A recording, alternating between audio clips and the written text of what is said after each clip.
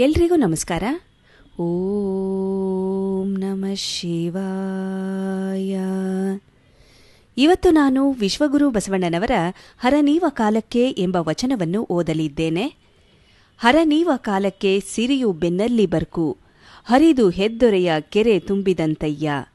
ನೆರೆಯದ ವಸ್ತು ನೆರೆವುದು ನೋಡಯ್ಯ, ಅರಸು ಪರಿವಾರ ಕೈವಾರ ನೋಡಯ್ಯ.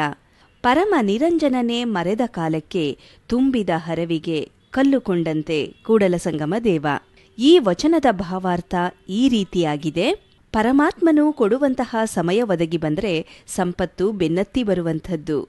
ಬತ್ತಿದಂತಹ ಕೆರೆಗೆ ಎಲ್ಲೆಲ್ಲಿಂದಲೋ ನೀರು ಬಂದು ಕೆರೆ ತುಂಬುವಂತೆ ಸಿರಿ ಸಂಪತ್ತು ತುಂಬಿ ತುಳುಕುವಂಥದ್ದು. ಸಿಕ್ಕಲಾರದಂತಹ ವಸ್ತು ರಾಜನ ಬಂಧು ಬಳಗವೇ ಕೈವಶವಾಗುವುದು. ಆದರೆ ಆ ಮಹಾರಾಜಯೋಗಿ ಈಶ್ವರ ಕೂಡಲಸಂಗಮ ದೇವನು ಮುನಿದು ಬಿಟ್ರೆ ನೀರು ತುಂಬಿದ ಹರವಿಗೆ ಕಲ್ಲೇಟು ಬಿದ್ದು ನೀರು ಹರಿದು ಹೋಗುವಂತೆ ನಿಮಿಷಾರ್ಧದಲ್ಲಿ ಎಲ್ಲವೂ ಕರಗಿ ಹೋಗುವುದು ಎಂದು ವಿಶ್ವಗುರು ಬಸವಣ್ಣನವರು ಈ ವಚನದಲ್ಲಿ ತಿಳಿಸಿದ್ದಾರೆ. ಶರಣು ಶರಣಾರ್ಥಿಗಳು.